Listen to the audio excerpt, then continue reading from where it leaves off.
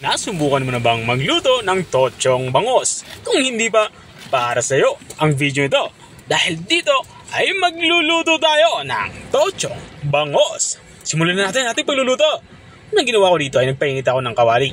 At nang uminit na yung kawali ay nilagyan ko nito ng mantika. At nang uminit na yung mantika, magsimula na tayong magprito. Ang gagawin natin dito ay ipiprito muna natin itong ating bangos. 2 pirasong bangos nga ang aking pipritohin dito. Ang gusto natin ma-achieve dito ay matusta itong ating bangos katulad ng nakikita nyo. At kapag ganito na itsura niya ay hanguin na natin ito at iligay sa malinis na lagayan. Sa isa ko na nga hinango itong ating mga napritong bangos. Ang mantika na ating pinagpritohan ay tanggalin muna natin ito. At sa parehong kawali ay pinainit ko dito at naglagay ako ng kaunting mantika. Dito nga ay magsisimula na tayo maggisa. Unang inilagay ko nga itong ating luya at isusunod ko na din itong ating bawang. At matapos kong mailagay yung bawang, maglalagay na din tayo ng sibuyas. Pulang sibuyas yung gagamitin natin dito. Pero pwede kayong gumamit dito ng puting sibuyas. Walang problema yan. At dahil nga hindi kompleto ang ating paggigisa kung walang kamatis, kaya naglagay na din ako dito ng kamatis. Igigisa natin to hanggang sa lumambot ito at lumabas na din yung aroma ng ating mga panggisang sangkap.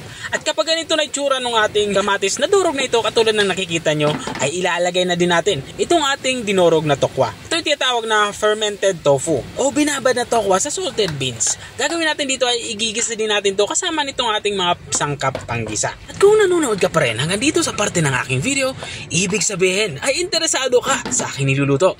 Baka pwede mo naman i-comment kung taga saan ka para alam ko kung hanggang saan umabot ang aking video. Balik tayo dito sa ating nilulutong ulam. Naglagay na nga ako dito ng mga pampalasa. Nilagyan ko na ito ng toyo, kaunting patis at naglagay na din ako ng black pepper or pamintang durog. At dito naman sa parte ito ay nilalagyan ko na ito ng tubig. Mga kalahating basong tubig nga ang aking inilalagay dito. Matapos kong mailagay yung tubig ay tatakpan natin ito at papakuluin. Papakuluin lang natin ito ng mga 5 minutes. Makalipas ka ng 5 minutes ay binuksan ko na ito.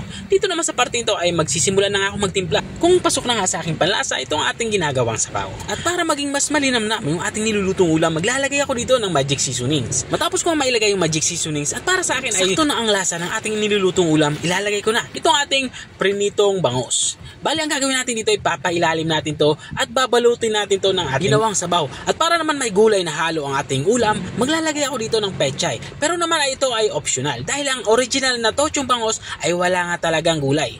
At matapos ko mailagay yung gulay natin na pechay ay tatakpan natin to. Isisimmer natin to ng mga 3 minuto. Mabilis lang naman kasi maluto itong ating pechay. At makalipas nga ng 3 minuto ay dito sa parting ito ay lutong-luto na nga itong ating ulam pananghalian. Bago natin to i-serve, lagyan lang natin to ng green na sili. At ito na nga yung ating tochong bangos. Kung nakarating ka hanggang dito sa dulo ng aking video, maraming salamat sa panunood. Kung nagustuhan mo naman yung bago nating resepeng ibinahagi, baka pwede mo naman to i-share. O siya, hanggang dito na lang ako. Kita-kita ulit sa mga susunod kong mga videos. Paalam! Bye-bye!